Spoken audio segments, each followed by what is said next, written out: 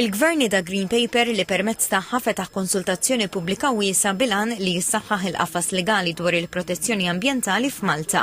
Din l-inizjattiva tħabbret waqt konferenza tal-aħbarijiet mill-Ministru għall-Ambjent Mirjam Dalli u mill-Ministru għall-Ġustizzja Jonathan Attard.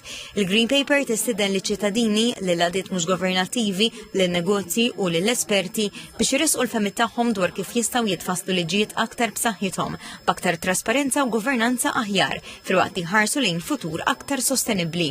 Il-Ministru Dalli saħqet fuq l-importanza ta' parteċipazzjoni wiesa. Kull fejn hemm bżonn insaħħu liġijiet li jħarsu l-ambjent hekk għandna nagħmlu u hekk se nibqgħu nagħmlu, qalet il-Ministru Dalli u għalhekk qalet li l-Gvern qed jistieden lil kulħadd jipparteċipa fil-proċess ta' konsultazzjoni biex jiġu diskussi l-prijoritajiet għall protezzjoni ambjentali bil-parteċipazzjoni tal-pubbliku u viżjoni fit-tul. Mingħati hawn il-Ministru Attard qal li l-Gvern jemmen bissieħ fid-dritt tal-ambjent, iżda qal li dan għandu jsir b'mod serju b'saħħtu kostituzzjonalment.